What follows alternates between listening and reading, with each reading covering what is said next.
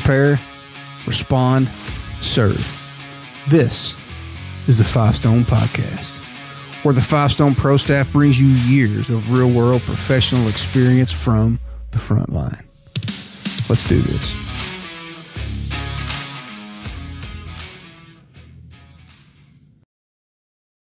What's up, guys? We're back again, 5 Stone Podcast. Today is going to be a little bit of a different type of a podcast. It's our first real book review that we've done.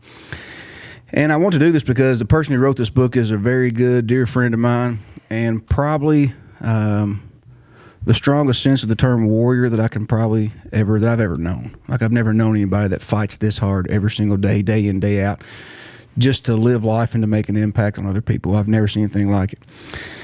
Chris, you know him personally. Renee, I know you haven't met Tim. Hopefully you'll get to. An amazing, amazing story. I'll try to hold this up so the cameras can see it here. Tim Roy Jr. is the author. The book is called Warrior Spirit. Okay? So, it's a true life story of overcoming obstacles and stereotypes. So if you look at the cover of the book, you'll see that you got Tim sitting there in a wheelchair, right? The story is more than what you would think. It's just like, oh, we've got somebody with, maybe a physical disability or whatever telling a story and saying they overcome. It's a lot deeper than that. Because I'm going to go through, I don't want to just give you every single page of this book, but I want to go over some of the highlights of the book so you understand the importance of it. First off, I want to start off by saying thank you to Tim. He has been a very good friend of ours, and more so a brother than a friend. I've known him for a long time, and I have seen this man overcome more challenges than any human being on earth, period. And the things that he has gone through in his life is more than just a physical disability, which we're going to get into, but he exemplifies what a warrior really is. He is 37 years old as of today, making this podcast, and he lives every single day. He wakes up every day and fights. Period. And it's not a fight of trying to just survive.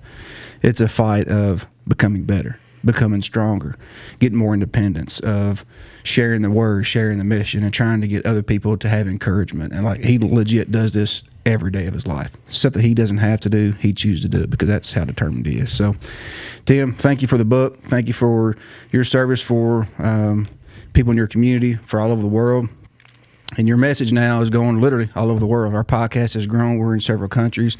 So, your mission from Columbia, Kentucky that you probably never thought would go there, as of now, this is all over the entire planet, okay? So people everywhere are going to be hearing your story, okay? Guys, you can find this book on Amazon. He's got it on Kindle. He's got the e-version of it, or you got paperback you can buy. Strongly recommend checking this out. The way it's written too is really cool. It's not written like an autobiography. It is, but it's more just raw. It's like a guy just talking. Yeah. It's not. He is an extremely intelligent human being, so it's not like it's written more laid back or lax because he's not a good author. Right. It's on purpose, really, because you just relate when you start reading the book. It's like you're just sitting across the table talking with him. So it's a really cool technique of how he's written this book. So on page 5 of the book, it really kind of highlights everything. And it says, the purpose of this book is to let people know that the will of the mind and the limitations of the body.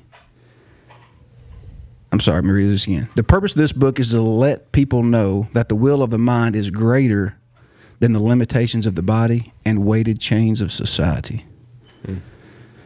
So, as I was flipping through the book and reading it, I got stuck on that one thing, and I highlighted it's all big and bold. The purpose of the book is to let people know that the will of the mind is greater than your limitations and change of society.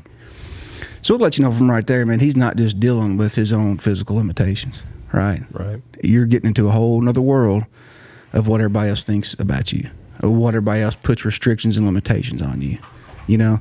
Like I've always said, man, this guy has got such a strong will I've never seen, and this book kind of shows it. So Tim was born at, I think he's like 24, 25 weeks, around 3 months early. Really slim chance of survival. He was hospitalized for a long time. He finally got discharged home, and he talks about in the book how his mom was kind of not really present, and his dad really wasn't that much part of his life. I don't know if it was he didn't know if it was a thing of fear, or if it was a thing of just irresponsibility, or what it was. But they were like not really a big, strong part. And so his grandmother and his grandfather, her name is Linda, and his grandfather's name is Arville.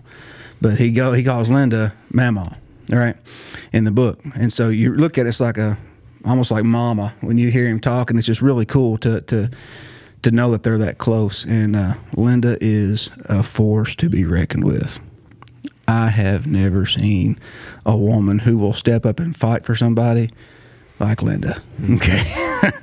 It's incredible. It's awesome. And you'll kind of go through this book and you'll kind of see why. But yeah, so she kind of started taking over and kind of helping take charge of his care in his life and stuff, right?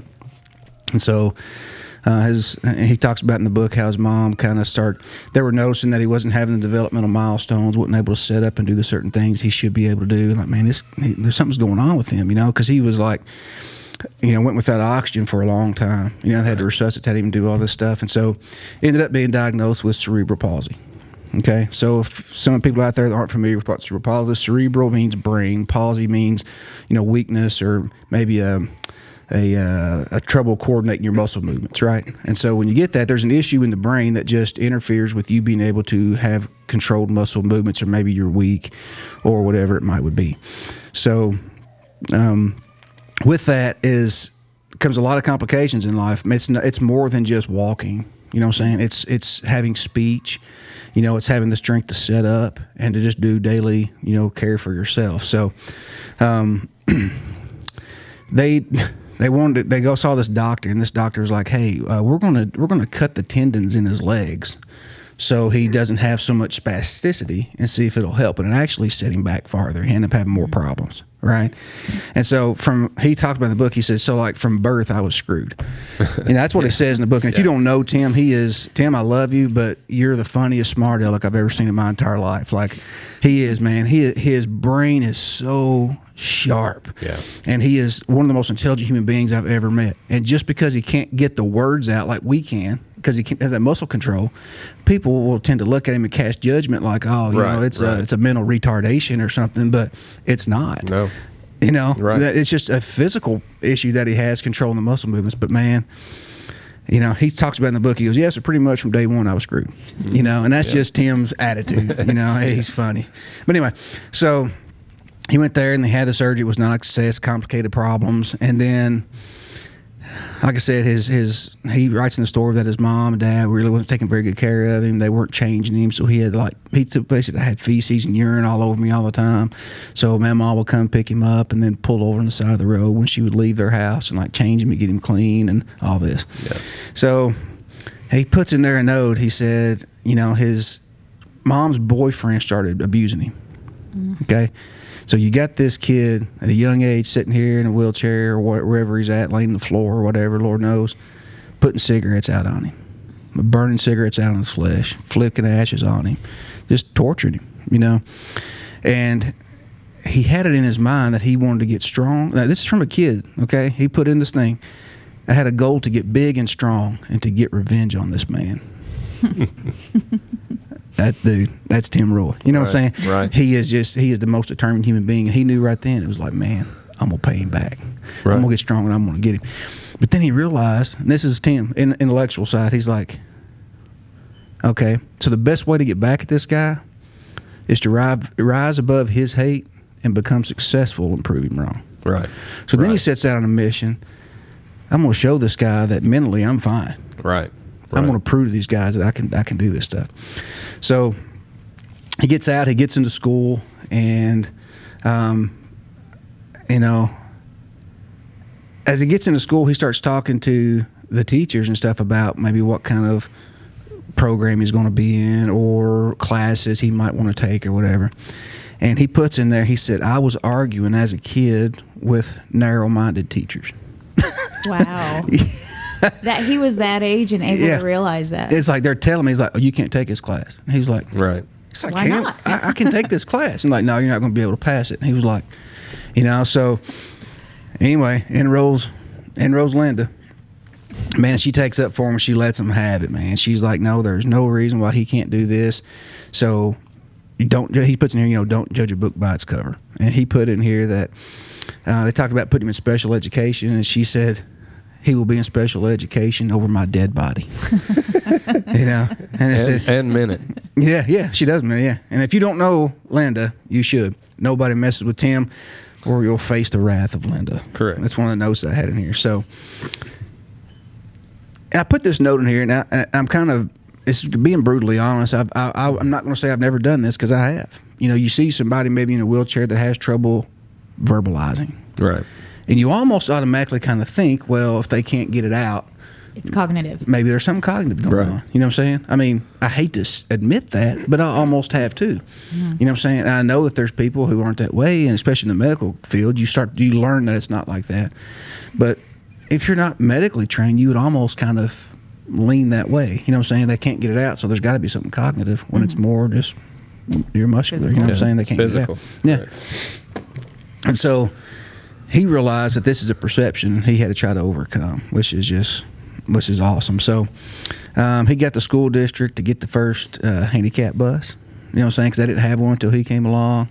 And he got a power chair. So anyway, so as it goes on, he gets more surgeries done. He gets a rhizotomy, which is where they go in. They'll deaden the nerves or clip the nerves or whatever to kind of help with the spasticity and stuff, to try to help him, get better and come along. And he started going through a lot of recovery, going through PT, and then he got into gym class one time. This is a really cool story, man. It's really kind of pissed me off, to be honest with you. He said he was in PE class, and I guess he's just so stubborn. If you don't know Tim, and you hear this guy in this wheelchair talking trash to you, being so stubborn and bullheaded, I want to do it. No, man, you can't. I'm going to do it. So, man, this kid won't leave me alone. You know what I'm saying? That's who Tim Roy is. And so he was wanting to participate with something in the class, in the PE class, I forgot. And this PE teacher told him, okay, you get behind your wheelchair, walker, whatever it was he had, and you push it on one side of the floor and push it back, and you can participate. Ain't that some BS?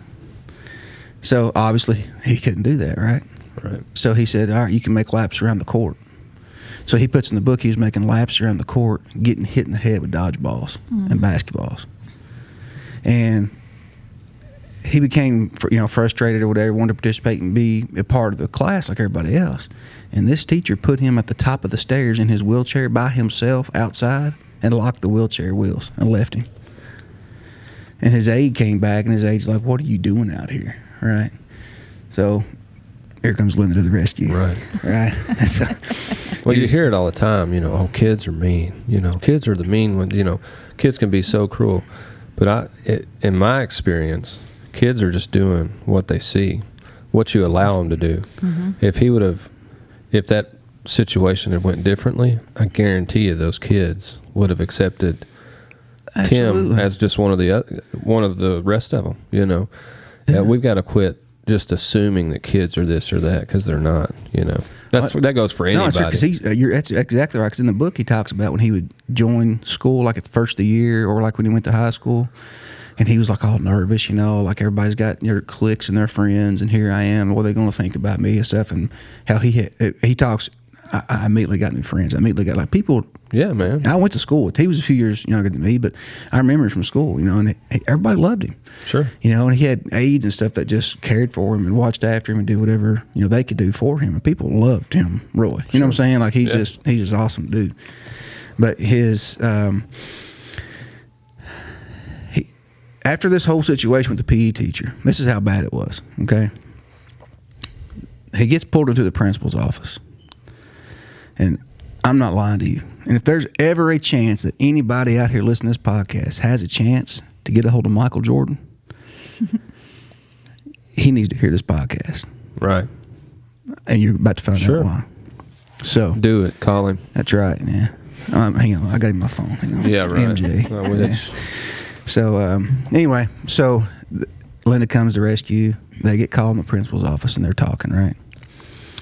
And the principal compared his attempts to participate in regular sports and activities as her making biscuits. She's just not good at making biscuits either. Some people just can't do everything they want to do. That's why we're where we are as a nation. Exactly. And he just talks about getting infuriated. And the assistant principal speaks up and says, you can never be a Michael Jordan. Who does this? You know what I'm saying? Like, what kind of society does that? He just want to be treated fairly. And he put his response in this book, and it's on page 34. It says, this is Tim's words. This shows you, Tim Roy. A true warrior pursues what God puts in their heart without giving much thought to the criticism of those around him. Dude, I got coaches. Yeah, man, that's crazy. Yeah. So he's sitting here, and he's like, they're comparing me to making, I ain't going to use the words Tim used, making biscuits. Right. Like, what in the heck is going on in here? These people have no clue. And these are supposed to be people in charge of his well-being, right. His safety. Put him at the top of stairs and locking it. You know what I'm saying? His future. Right. Yeah. And so now let's recap up to this point. So he was born without a hardly a chance of survival, right? He was hospitalized for I don't know how long. He gets discharged home with parents that weren't even taking care of him. And then Linda comes to the rescue, tries to help take care of him, but she didn't have custody. She's trying to help do whatever. And then the mom hooks up with this, boyfriend who's on drugs or whatever. And then he's abusing him. And it's just like hit after hit after hit after hit after hit. Like nothing's going right for Tim, right? He's stuck in a wheelchair. He's got feces and urine all over him. And it's like he's just trying. So then he's like, okay, I'm into school. I'm meeting friends. I'm having relationships. I'm doing this. Like I'm starting to feel like a normal person. And then the freaking staff turns on him. Sure.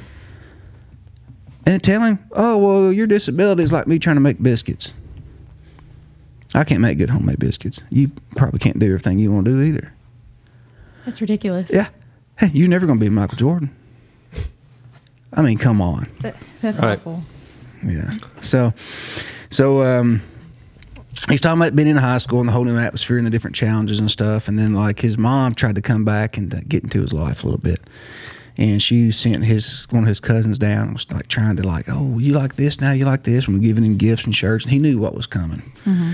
And then one day his mom shows up, and he just like, nope, he didn't want anything to do with her. You know what I'm saying? He just cut her off, and that's kind of hard to hear, but you got to think about that's in his mentality and his psyche and all that he's gone through in life. He probably just didn't want to have another letdown. It's mission baggage, bro. He was protecting himself. That's all it is, man.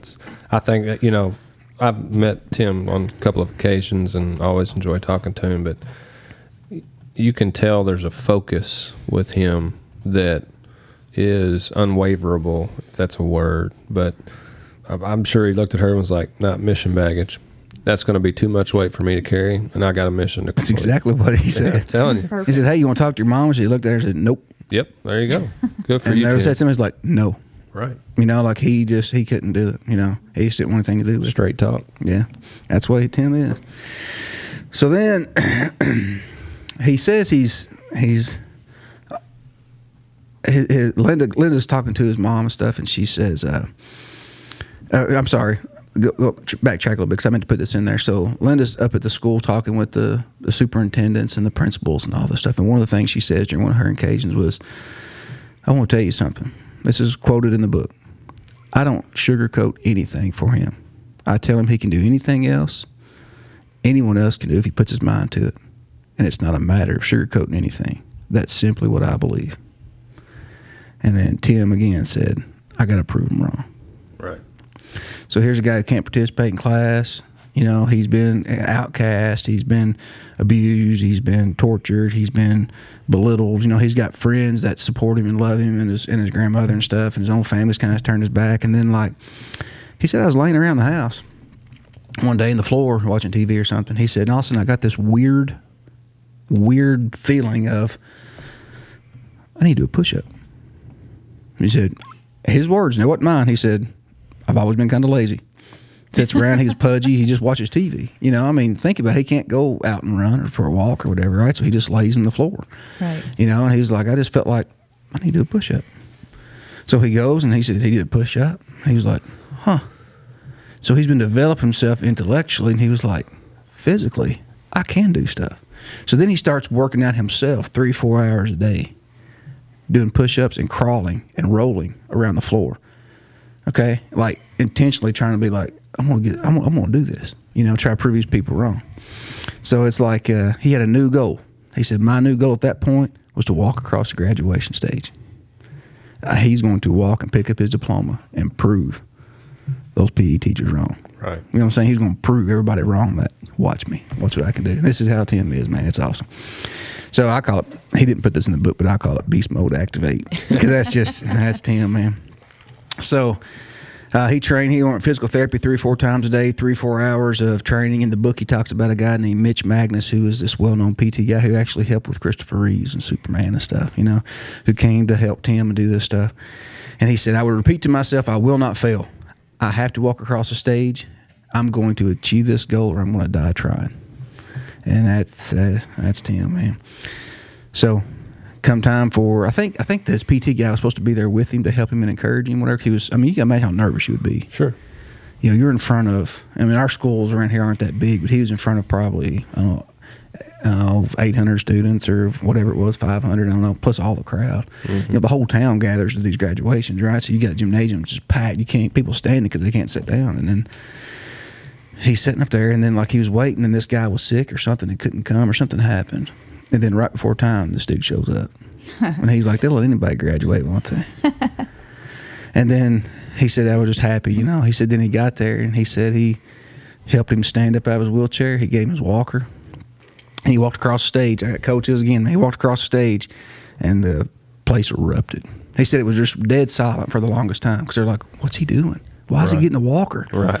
You know, Tim don't walk, you know. And then he got up in this walker, man, and started going across the stage, and then the crowd just went nuts. And the superintendent told him, he said, I've been doing this for a lot of years, and you're the most impressive young man I've ever given a diploma to. You know, so at that point, man, he just gave him all the middle finger. Right. You know? Yeah. And that's freaking Tim, dude. So anyway, so he goes on to college, and even his college professors and stuff, he's told me in person, they told me that I was never going to make it. They told me that it's useless of me going to college. You know, you're going to die from a kid's age, and you're just going to progress. You're going to get worse. Why are you wasting your money and your time and all this stuff and stressing your families? And why are you doing all this? You know, and anyway, so he's going on to college, and he said he got so frustrated with the move and trying to be in a dorm with his roommate and having those limitations because he wanted to be independent but still stay at home, and like he was struggling so hard. And then like he said, I decided to quit college. He said, I never forget it. He said, I told, you know, Linda that he wanted to quit college, and he was one morning to get up in time to go to school. He was laying there, and she walks in and like he rolls over and says something to her or something, because she walks in his room, and he said, I heard this voice. I just believe it had to be God, you know. I said, do you remember who you are? Do you remember what I put you here for? Go and do it. And he said, he turned over, she was like, you okay, Tim? He goes, I'm ready to go back to school. You know, and then Tim graduated with a double major from Lindsey Wilson College. Right. Criminal justice and history. This dude is sharp, man. Yeah, man, he's freaking intelligent. But now that's the intellectual side and some of the physical accomplishments. But now it gets really cool, because this is where I really kind of got to know Tim. I knew him through school and seen him, but we really kind of got to know him. So I'm in martial arts class, right?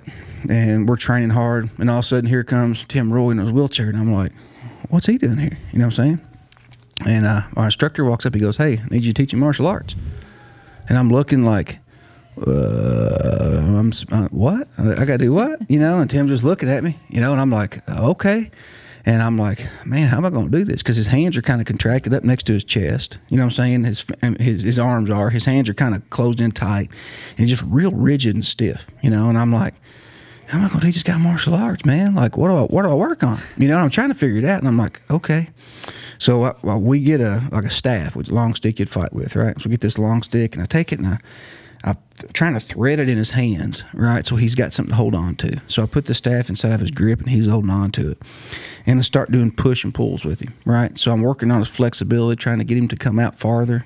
And then he will he'll pull in, right? And then he'll push while I push back. So we're doing this strength building really slow, trying to get those muscle fibers in condition. And we would take the staff and we'd twist it, so he's got to work on his grip strength and stuff, you know. We started doing that, started working on with different stuff, and like he developed like so quick. It was amazing.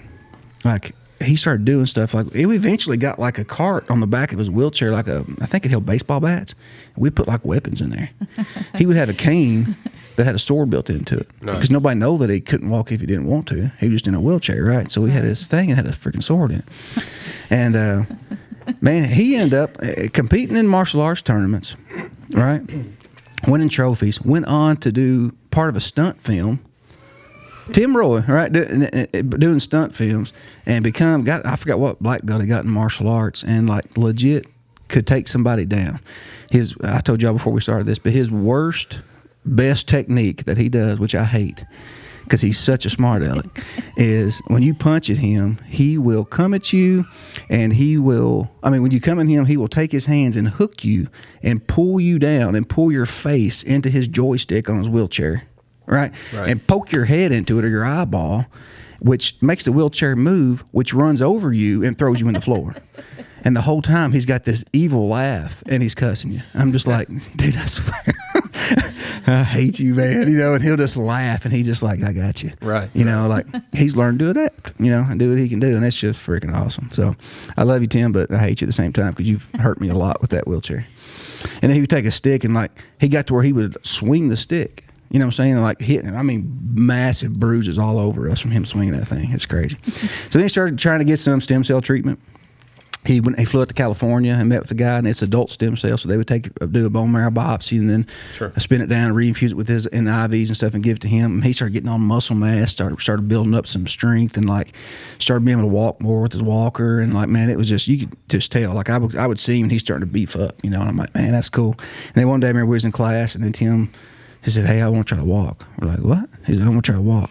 So I got on one side, and Jeff Coffee got on the other side, and we held his arms, and he made massive loops around. You know, I'm just like, man, without a walker, just holding on to us, you know, which is like the coolest thing ever.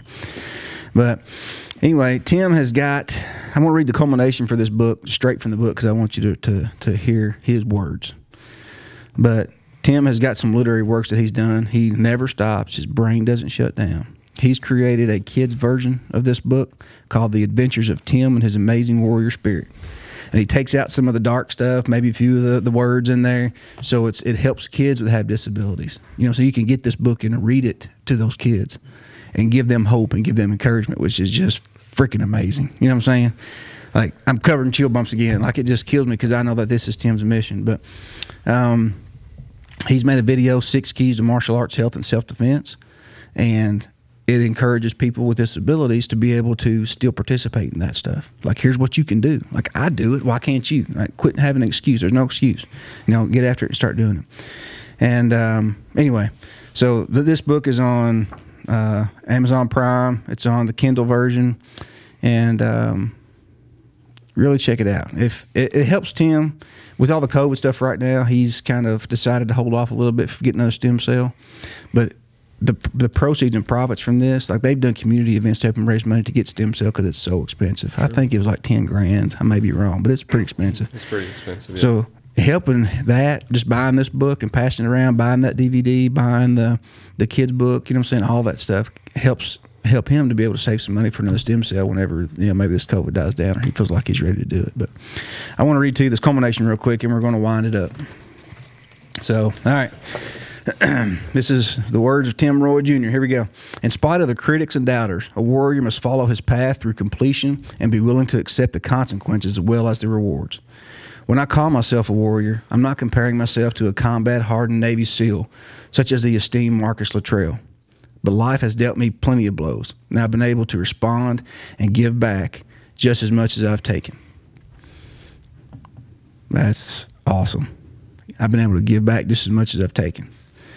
Whew. If I were weak-minded and weak-willed, I would have never made it past the first grade unless it was a case of social promotion.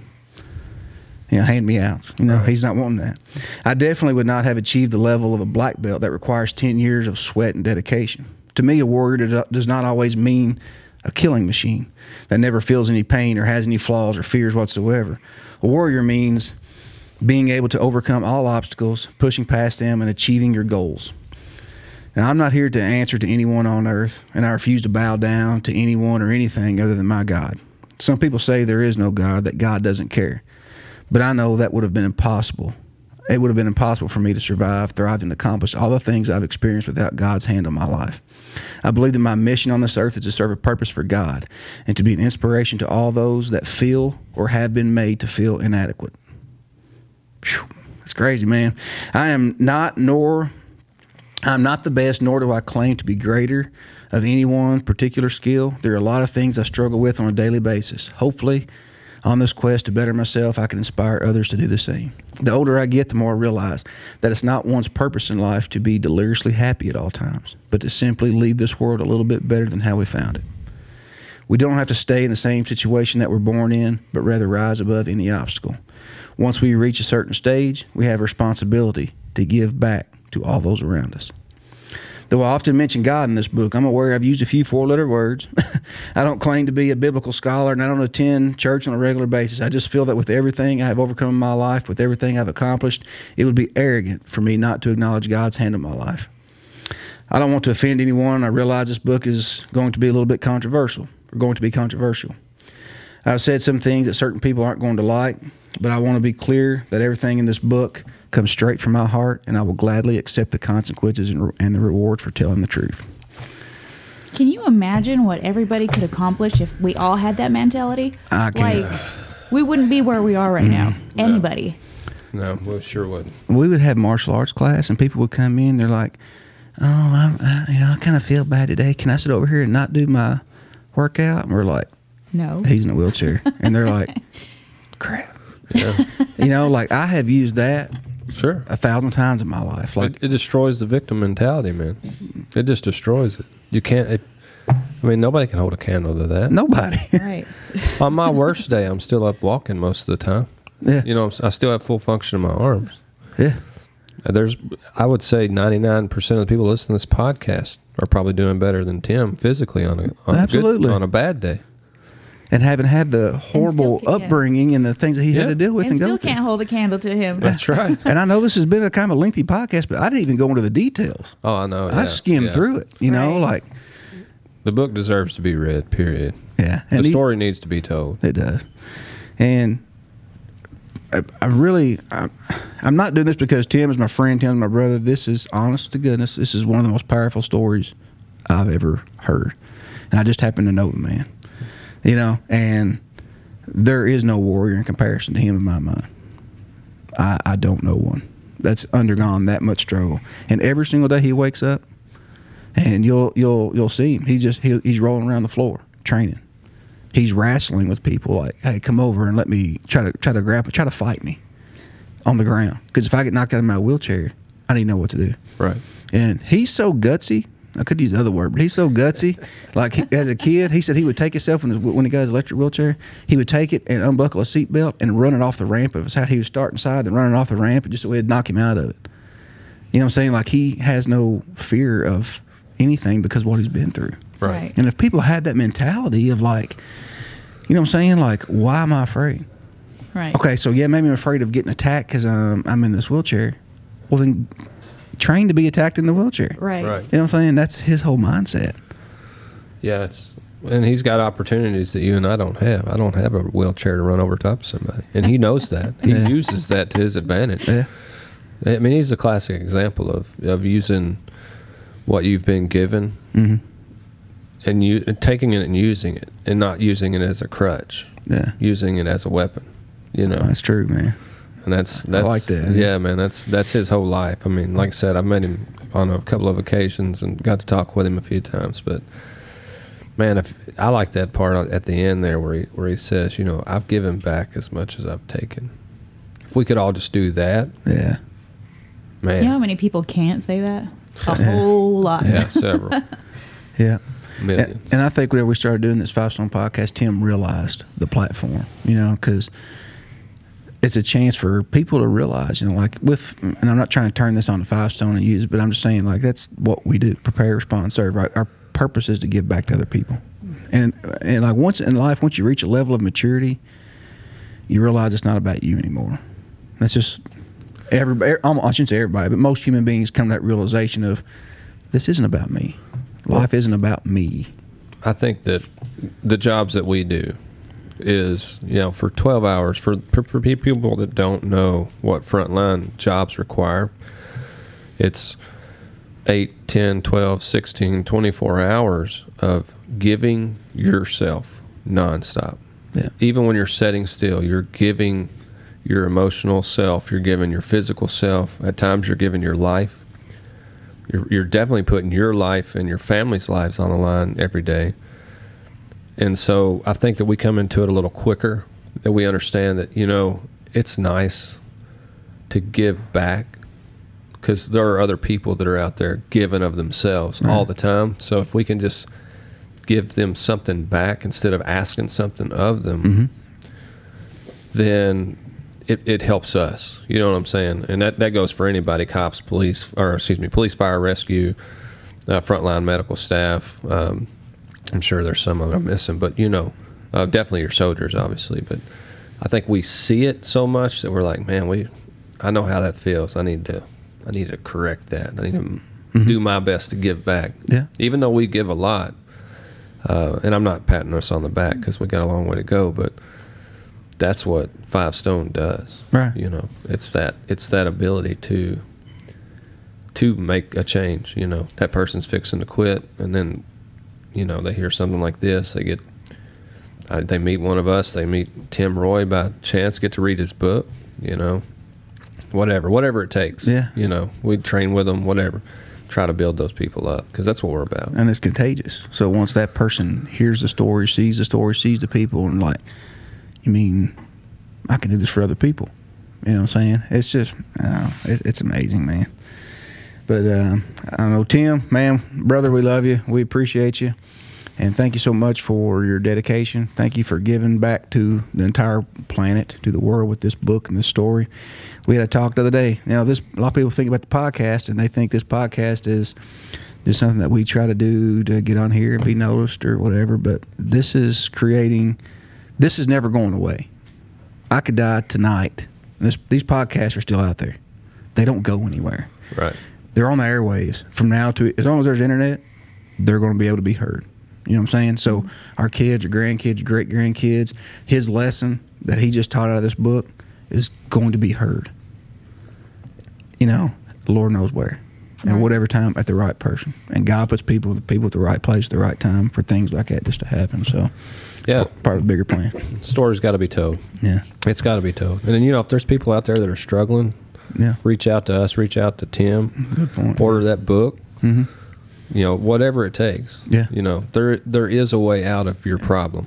Tim Roy's a shining example of that. I tell you what, if somebody's interested in having Tim to come and do a presentation or a speech, or to put the books up for sale, to do whatever, let us know. 5 Stone, we'll come there with him and support him and help it all happen. Because that's a story like you'll never hear. And we can help him tell the story, do whatever needs to be done.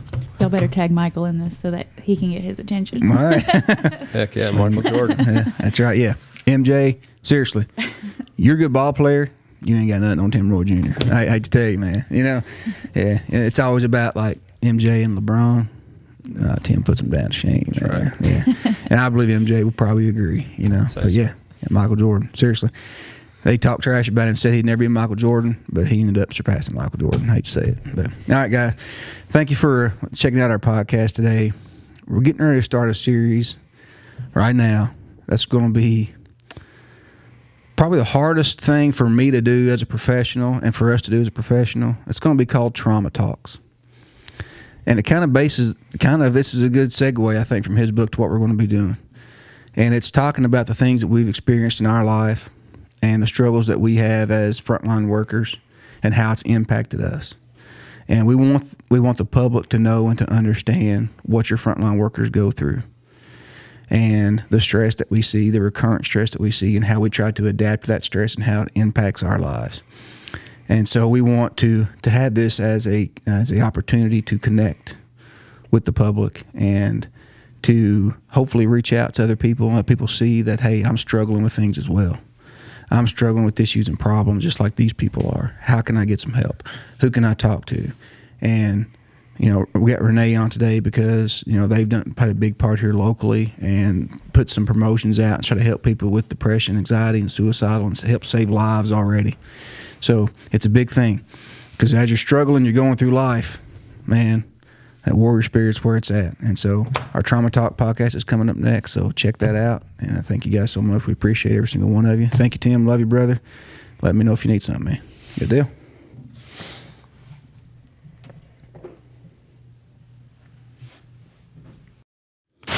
This has been a production of Five Stone and River Right Productions. Guys, I want to thank you so much for your support and time, and ask that you would check out our very own gourmet coffee line, 5 Stone Frontline Coffee. Guys, we take part of these profits and give it right back to the front line. That's what we're about here at 5 Stone. We want to support those people who support us every single day.